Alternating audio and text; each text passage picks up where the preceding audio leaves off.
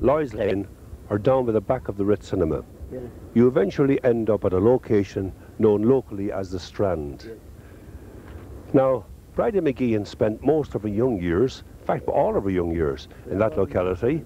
And now at the age of 85, she's beside me here, she recalls some of her fondest memories of the Strand. It's the Hawk at Large here for Athlone Radio, 102.1 FM. That's at Radio Athlone, and you're all very, very welcome.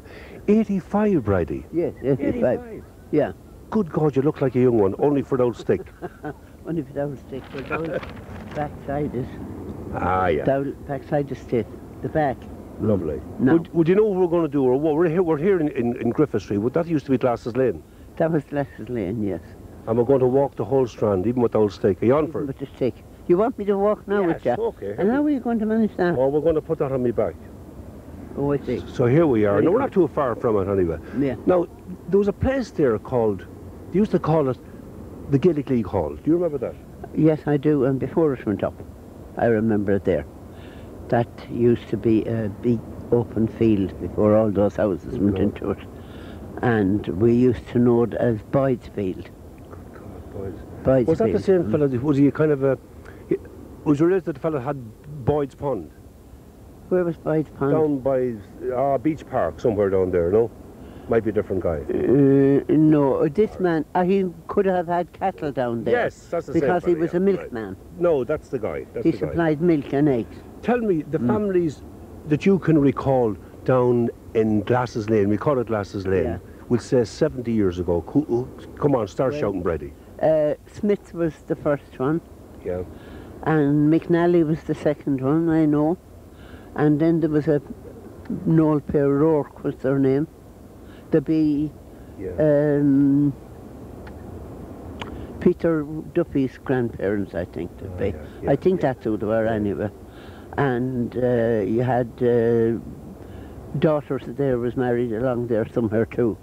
And you had the Horn family lived down there, and Gaffy the tailor lived down there. Yes. And who else was along there now? There was an old woman, Mrs. Sylvie, Oh, yeah, yeah. and she had a son, Johnny Sylvie, Great. and that. And then you had the Conaways, and who was the Brennans, That's a lot, isn't it? and the other Horns. That's only one side of the street Street, yeah. now. Now the Okay. other side, since the new buildings went up, was Mrs. Mullins lived on that row of houses, and who else lived there too? Mrs. Well, them are only recent years Recently, now. I know what you mean. They're only Steve recent Noonan's years. there now, isn't he? Steve And Noonan, Mrs. yeah. McLeod, they're all up there. Yeah, Yes, and James Clancy lived there. yeah, James did, that's right. James and poor old Clancy. Johnny who died. Do you remember Johnny? Johnny Whalen. Johnny Whalen, Whalen, yes. right. And it is, and the Mintons. Yeah, Bridie, you can probably vividly remember the Oakleys. I do remember the Oakleys very well, sure. I grew up at the Oakleys. Yeah. The Oakleys and Jimmy Concannon, he was a carpenter. Mickey Concannon from Coulson. Yeah. He lived in one of them houses there too. And then the Waterses, Frank Waterses family. That's right. Lived and, in and one of Paddy them. Wallace, do you remember the Ah, Wallace? well, they were only Recent. recent people. I see, yeah. And you had the Jimmy Knoxon, he was in the building business. Oh, yes, They had yes. a little shop there. Yeah. That's where we used to buy our sweets. Most of the Oakleys, Bridie, were in the Friary Choir, weren't they? Well, he was only in the Friary Choir in later I see, years. yeah, right. He was in St. Mary's for a good many years and handled the whole thing, and for some reason or another they left it and went to the yeah, Friary. came down, yeah, okay. And there was Maureen and Bridie and Florrie yeah. in that family. Yeah. And then you had the Warbys. The Warbies, that's right. Old Mrs. Enright, she was yeah. Warby's grandmother, That's great. and she lived there in that. You're there, Frank Warby now, Great. God, Who you was- get a bit of supper walking. who was a bit of a wild character. He was, I remember Frenchie. Great man for the river. Everything was done wrong and the Strand was blamed on him, whether he did it or not. And No, listen, what then- about, we're nearly beside it, And there was a actually. family of Mentons. Oh, there lived in was, the yeah, last there was one, the yes. last one there, yeah. Yes, I don't remember, I heard Joe- of them. Joe Menton, Yes. she was a Blaney from Yeah. Wolftown Terrace. Would he be a brother of Johnny Menton? Oh, Johnny's, I yes. remember Johnny He was, White, yes. He was one of them now.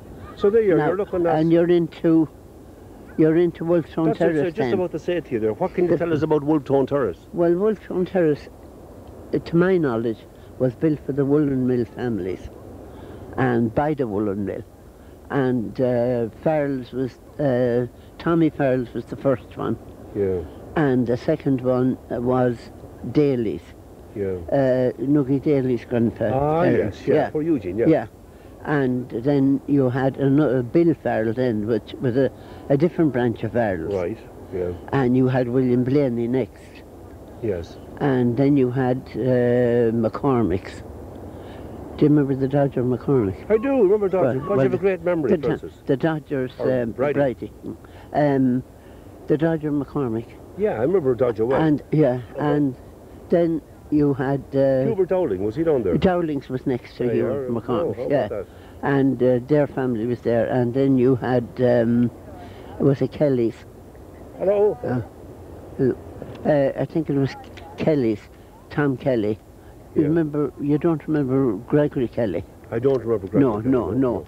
Well, he was right there now. And they were all woolen mill houses, they say. They were all woolen mill employees in that. Right. And as far as I know, they told me them times that's who it was. Then you had the Marsh family, Stevie Marsh's family. Marsh. Poor Stevie died lately, didn't he? He did, and it was a pity he never did it retain. Sure, I went into the hospital one day and I just... Yeah. I think he was asleep when I went in. He might have too, yes. Here's one But for he you, had Bridie. great memory. Here's one for you. No, Yeah. we'll take years ago. We're talking about years ago. Yeah. What was Burgess's Park like? Did lots of people go down to it in summer? Oh, sure, it was thronged. You wouldn't get a seat in it now at that time. Yeah. And there was no steps that you could sit on like them times. There was a paling up on it. Yeah. On that, and you sat under the paling like, well, it was a kind of shelter in its own way, like, you know, but that's all. Things, we used to have a path up through the Callers then. Yes. Which brought us off up to Carrick O'Brien Hill. There. Yes, yeah. Lovely. Brought us up to Carrick O'Brien Hill. Yeah. We used to go up there to pick sloes and blackberries, lovely. and we'd bring a basket with a cup of tea in it and that kind of thing. That would take you right up to Carrick O'Brien. To Carrick O'Brien Hill, yes. It would, yeah. Well, if you've just joined us out there, folks, I'm speaking with Bridie McGee, and we're talking about life and times at the Strand. Oh, Bridie, would it be, what, 70 years ago? We're talking about more? Well, sure, I'm 85 years of age and I was born on the Strand. That'll do. How about that? So you have them. Now, yeah. So what we'll do, we'll take a little break. We're going to take a little break now for music, or maybe one or two ads out there. Yeah. And stay tuned, and you'll be welcome to join us for part two. So you're welcome back to part two, and if you have joined us, well, it's the Hawk at Large here for Athlone Radio, and I'm with Bridie McGee in Life and Times of the Strand. Bridie, off air you were talking about the Weir Wall years ago. yes, the Weir Wall, we had a wonderful time on it, because when the water had ceased going over the wall, we could go out and sit down on it in the nude if you felt like it. Yeah, well, There was nobody passed any remarks on you, and that kind of thing. And when evening would fall then, we'd all gather out there and Frank Waters would come down with his melodeon. Oh, lovely. And we'd have a sing-song until dark would fall. And that's how it should and be. we could have maybe 20 or 30 young people abroad singing along with them. Oh, lovely. And we'd sing all night until the daylight had put us out of it. Do you remember the canal boats? I certainly do, Joe. Many and many of them coming up. And they used to come up, and there was a store on the Connaught Shore, Ballantyne's flower store. Yes. And they used to unload over there with flour for Ballantyne's distributing in the town. Yeah. And then there was another batch of them used to come up with coal to a coal yard up here in the Strand, owned by old Miss Clark and her brother up here, and it backed onto the water edge here, and they'd be there for years bringing in, you were in it many years in my time, bringing coal into that. Hello Vince, how are you? Hello. Well, if you just joined us, what we're doing now, Bridie and I are looking straight across at the new apartments. Yeah. That's down by the docks, folks, if you don't know where we're talking about. And she's recalling about the canal boats. Yeah. Right, Bridie, back to you. Back over there then there was a woolen mill, a sawmill. Yep. And there was... Was that called Hobbies? I think so, yes. Right, okay. Yes, I think so. I'm not quite clear about that now, but it was there anyway, I remember, and I always remember the old horse-drawn carts bringing in the timber into it. Oh, yeah. Big trees, like, you know. Yeah, that's the old hobby. So we're back. We're coming back to the Strand now, and you were talking about Frank Brown's. Frank Brown's boat building business. Yeah. And after Frank Brown, then Mrs. Martin. She was a music teacher and an organist in St. Mary's in my day. And no, I have to interrupt you. Do you know why? Didn't her daughter play with Sydney Shine in the Crescent? Play the accordion? Yes, she could. Mrs. Cahill. Mrs. I don't know what her name was. No, I can think of it again. Yes, but then they moved to down. Okay. Peglin was her name. Okay. Peglin. So you come down then? And after that, then the coal people, the Clarks.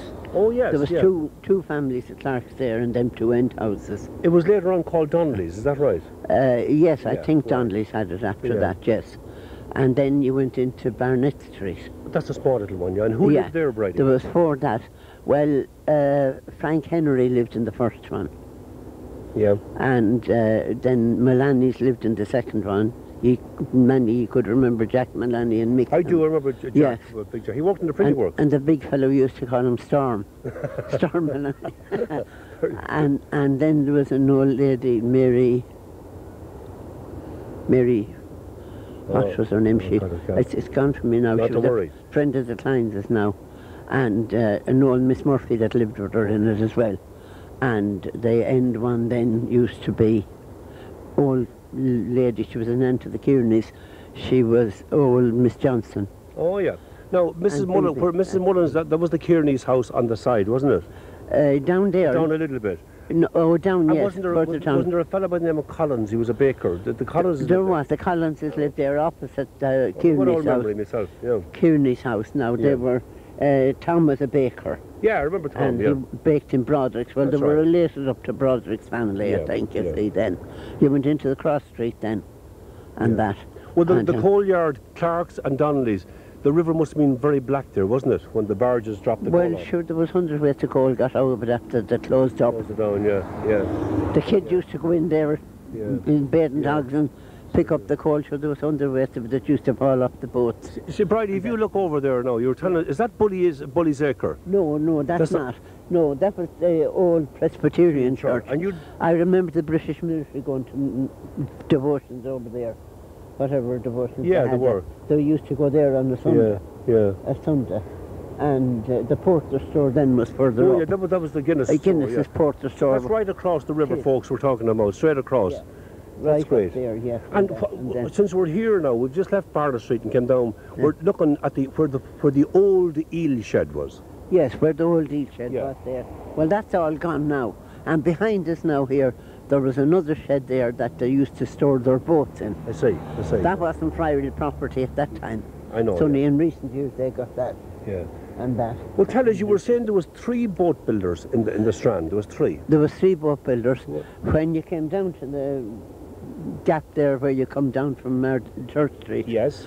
The Nortons had a big building business there, yes. Yeah. And actually adjoining their business was Ward's boat building. Yeah, we're just going down there now. Paddy Ward. Paddy Ward, yes. We're sitting very close to that close now. To it now, actually, yeah. And he was there with him. And I remember here, when outside here in this stretch of the Shannon from the eel wires to Burgess Park, that you could get 50, 60 boats out there anchored for hire. Lovely, for hire on a Sunday. Lovely, yeah. And you could hire a boat for £0.5 from Sunday from 2 o'clock until 6 or 7. Yeah. And that, and everyone. Hello, how are you? Everyone. Beautiful day. Yeah. Every one of them used to be hired out and people taking children up for picnics and all that kind of thing, you know, and that. Did anybody get any eels for nothing out of the eel nets or to be coming up? Oh, you would, yes. The men were good. Yeah. And I remember all the gossans of the place used to go up and fish for perch. Oh, yeah. With the perch fry. There's no perch at all, tell me. No, that's very scarce. Yeah, it's amazing. But I remember ours coming down one day and they had 21 dozen of perch. Yeah. Well, every time they went up, people would come up in the heel of the evening here and wait for them coming in, and they'd all have a basin or a bucket for a few perch. Everyone loved the perch. They'd come from all along there, yeah. What we'll do, Bridie, we've a bit to go. We might take another little break for music or for something, and then we'll come back for part 3. Now, I'm with Bridie McGeehan here, and we're talking about life and times at the Strand, and we're doing well, aren't we? Oh, lovely. See you later. And So you're very welcome back again, folks, and with Bridie. Well, Bridie McGean was Bridie Larkin here for Athlone Radio, and we're doing a little bit of sort of reminiscing times past at the Strand. We're at Paddy Ward's, Bridie. Paddy Ward's, yes. And then the Priory. We go up the Priory now. Yeah. Yeah, well, I remember all the old friars there and the old church. And I remember old Father Columba, yeah, and Father Chrysostom and Father Barnabas, and Father Michael. Oh, your old Father Michael's only youngster as regards the other two now, yeah. And that, and a lot of the old brothers, old brother Didicus, God rest his soul, he was a gentleman, and Brother Patrick, and Brother Aloysius. Yeah. And sure, I could go over them for years. Tell me, what about the building of the church? You probably remember that well. I remember that, and I often said it when we used to go to mass in the old church now, and when they knocked that, we had nowhere to go to mass, and they put up a military hut. I say, yeah, right. Yeah. And we in our house, we were so close to them. We wouldn't want to get out of bed to go to mass at all. We could hear it in bed. Well, you lived across. Yeah, of course. We lived just across the road from them. Yeah. And that, but there were great old times in them times, and everyone enjoyed themselves, and there was always the same devotion in the Priory. And there were great men for fishing themselves in boats. Oh, there was. There was an old Father Stanislaus. He was a great man with the children, and going fishing and all that kind of thing.